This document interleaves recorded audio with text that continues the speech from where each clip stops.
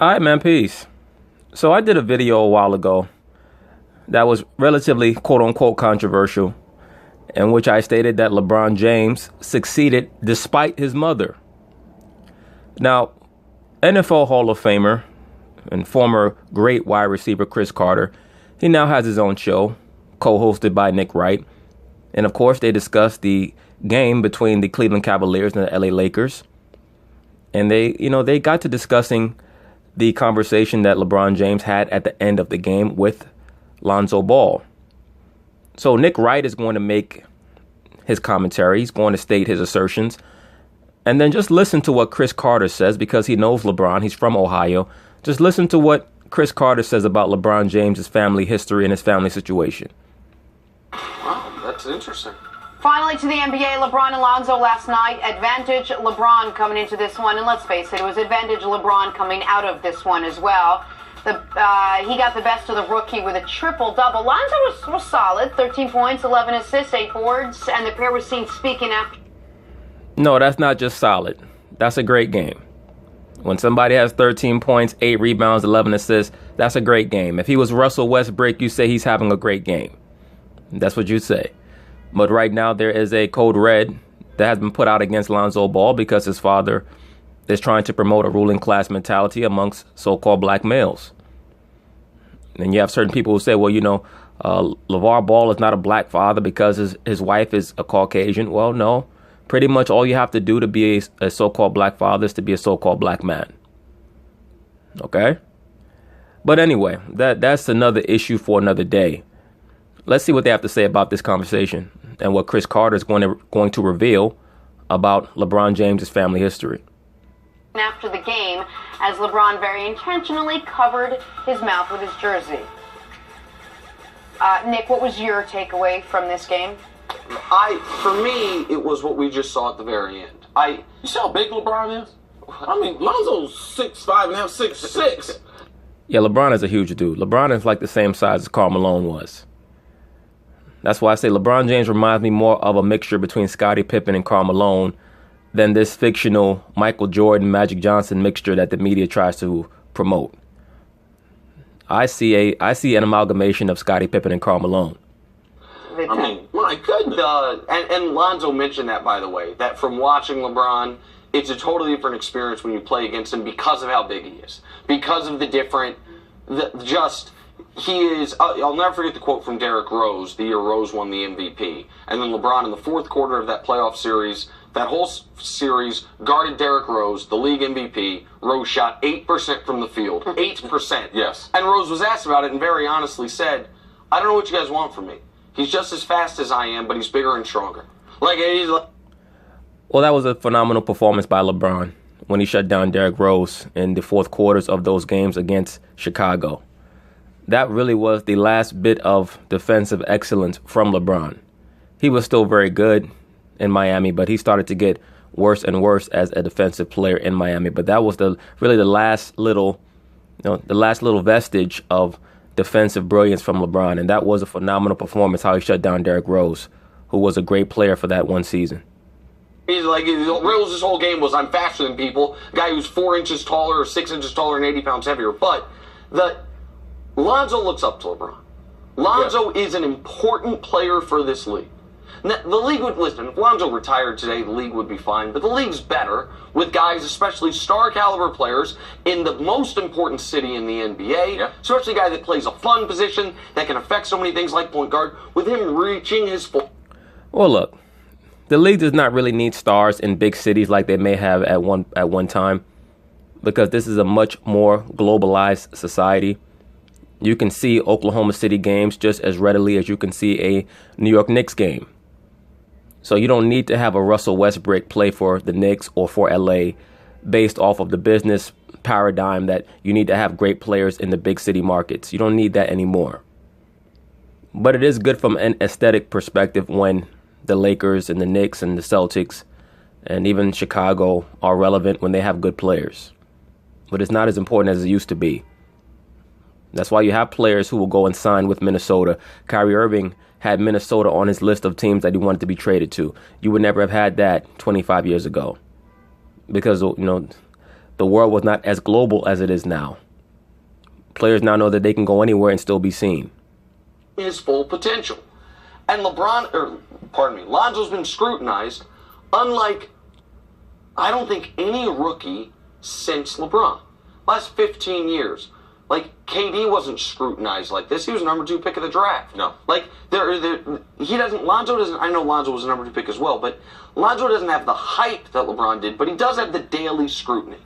And seeing LeBron take what is, I don't want to say his obligation, but part of the responsibility of being the face of the league, the standard bearer of the league, and taking time to publicly put his arm around the guy.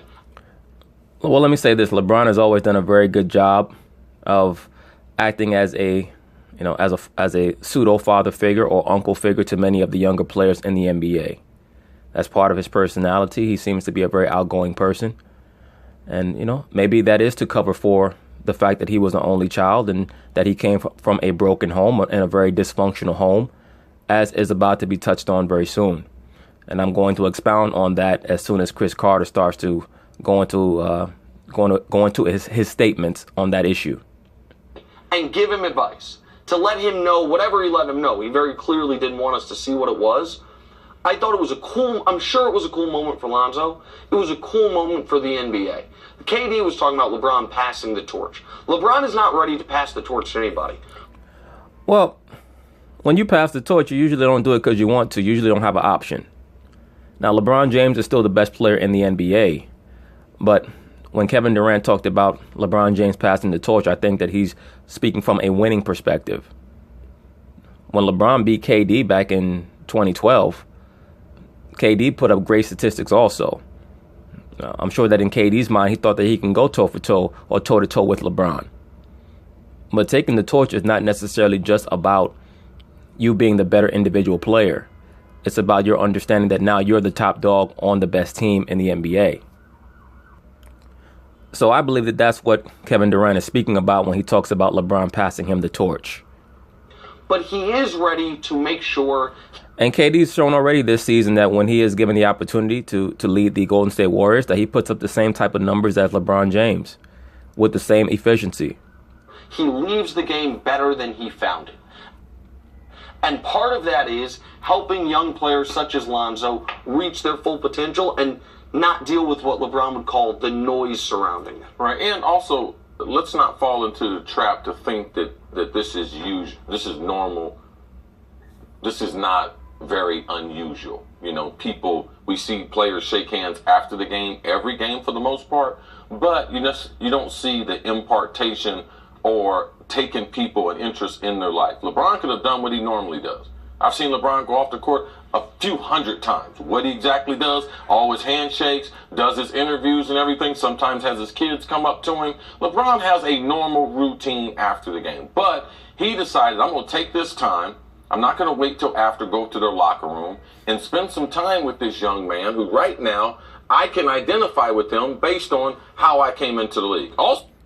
Also, not only can LeBron identify with some of the scrutiny that Lonzo is going through, could it also be that LeBron James is laying some groundwork for a relationship with Lonzo because that may possibly be a destination for him after this season, going to sign with the LA Lakers? Who knows?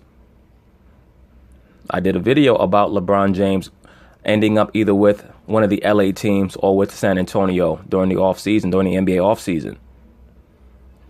Right now, I'm starting to be swayed more towards LeBron James staying in Cleveland. But who knows with him? He does have a lot of business ventures that it would be more advantageous for him to be in LA to commandeer. So we'll see. Also, I can identify because LeBron came from a very dysfunctional family. And Well, when Chris Carter says that LeBron came from a very dysfunctional family, what is he talking about? Because he has no siblings and he had no father. So what is Chris talking about? When I did the video about LeBron James succeeding despite his mother, I got so many simps in the comments. I had dudes talking about, if I saw you, I'm going to do this. And if I saw you, I'm going to do that. All over what I stated about LeBron James succeeding despite his mother. because Michael Smith and Jamel Hill, as usual, were looking for any reason to glorify LeBron James's mother, which is the want in this society because they venerate the mother goddess. So no matter what the woman does, they're going to try to put a positive spin on it. No matter what the man does, they're going to try to put a negative spin on it if they can, or try to diminish what he has done. When the man does it, that's what he was supposed to do. When the woman does it, look at the phenomenal accomplishment of this woman. She took this boy and she put him in an after-school program, and another man put a basketball in his hands and taught him the game. But look at what she did. She put him in that after-school program, and she went to work, and she was able to provide for herself and for her child. Now, when a man does that, that's what he's supposed to do. When a woman does it, she's deserving of all of these extraordinary accolades. Isn't that interesting? And he thrived in that. The only difference. Let me rewind it back just to get Chris Carter's comments in proper context. Different. Identify with him based on how I came into the league. Also, I can identify because LeBron came from a very dysfunctional family. No, he came from a very dysfunctional mother. And I had so many idiots come in the comments talking about, oh, well, she was in poverty, because I brought up in that video, the video LeBron James succeeded despite his mother. I brought up in the video that LeBron James was pulled out of school for the majority of the school year because he was under so much stress that he was having a mental breakdown because of the things that his mother was doing, being a dysfunctional drug addict. She was breaking into people's houses. And I had idiots coming in the comments talking about, well, you know, the woman was in poverty. And she would, look, man, you know how many programs are out here for these women to succeed? When you're looking at a female that is really a fucking loser, it's because she wants to be. Now, when you're talking about the so-called black man has to truly excel to do well in this society, because there are no programs for him. There are 1,000,001 programs for the woman. All the woman has to do is get a GED, and there's someone willing to give her a job making $45,000 a year to go get some coffee and type up, you know, a damn 2-sentence letter. So for anybody to say that LeBron James's mother is deserving of some form of compassion because she was in poverty, no, she was in poverty by her own choosing. Because there are literally 1,000,001 programs for the woman to assist her when she needs it. There was no need for her to be engaging in larceny and criminality and being a damn hoe. Those are the facts of the matter. It's not being disrespectful, it's just the truth. And if people don't want to deal with the truth, this is why these issues persist in the so-called black community. And he thrived in that. The only difference in LeBron's family, LeBron is the head of his family. I wonder why. Why is LeBron the head of the family, Chris? Are you speaking about from a financial perspective, or are you speaking about from just being the head of the family? Let's see what Chris has to say. LeBron's got great respect for his mom. You can remember one game, national TV, LeBron's mom was up yelling and everything, very close to courtside. LeBron yelled, sit your down. Now, when a son has to tell his mother to sit her ass down, that's something that a grown-up normally tells to a child, right? An adult will tell a child, usually when it's their child, to sit your ass down. So this was many years ago that LeBron did that. Remember, I believe that she had him at 15 or 16, something like that. And this was many years ago in the playoffs when he did that, or in an NBA game. I can't remember whether it was in the playoffs or not, when LeBron James told her that, to sit her ass down. So she was before that age of 45. And she is such a degenerate that I don't even believe that the 45 maturation stage for women would even apply to her. But just the fact that LeBron James had to tell his mother to sit her ass down in a game because she was acting so unruly and disorderly tells you what? That she must have been a complete nut job when he was a child. She must have put him through hell. Once again, LeBron James succeeded despite his mother. Okay? So I don't want to see I don't want to see any idiots talking about, oh, how could you say that? She was going through poverty. No. Some people are just lucky. When she gave birth to that boy, she won the lottery. And good for LeBron James that he was able to transcend and ascend beyond his condition. And I'm sure people will just say, well, he doesn't deserve any accolades because he did what he was supposed to do as a man. This is why I did a video also on Antoine Fisher many months ago, because many of these little black boys are going through these situations in these corrosive, dysfunctional environments, and nobody gives a shit. And when they're able to succeed, they get no accolades. But when the woman gets 1,000,001 handouts, everyone is inundated with how much of an angel, how triumphant she is. Now, don't get me wrong. There are many women out there who have come from nothing and have laced up their boots, proverbially speaking, and made something of themselves. And they're deserving of credit. LeBron James's mother should have done the same thing. She shouldn't have been running around being a degenerate and almost destroying her son's mind. So good for him for being able to rise up beyond that. But she deserves no credit for anything that he's done. He succeeded despite her. All right, so LeBron has a stronger voice, but for him to take time and mentor, impart wisdom to these young players. I watched the Lakers. They played Golden State earlier in the year.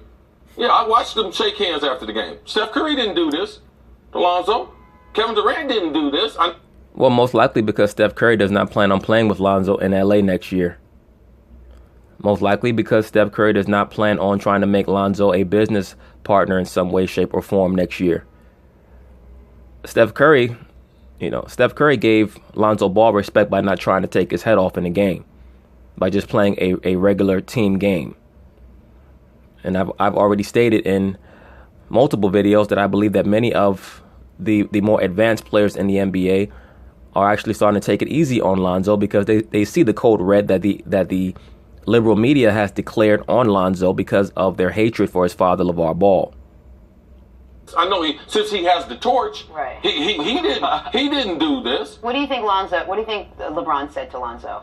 I think a lot of it was non-basketball. I would be shocked if any of it was about basketball. I wouldn't be shocked because I think he's going to encourage him to keep playing his style. Also because LeBron is such a pass-first person, he loves that in Lonzo. So he's going to tell him, keep playing the way you're playing, and I'm sure he told him, keep grinding at it. This game is a grind. LeBron works on his game all the time. So I'm sure that part has something to do, just a smidgen to do with this overall expression of what's next for this young kid. I don't doubt that, but I also, in my eyes, there must have been something non-basketball related because he covered his mouth the whole time. Like That doesn't matter. It could just be that LeBron did not want the media all up in his mouth trying to decipher what he's telling Lonzo Ball and trying to twist it and turn it into something bigger than what it needed to be.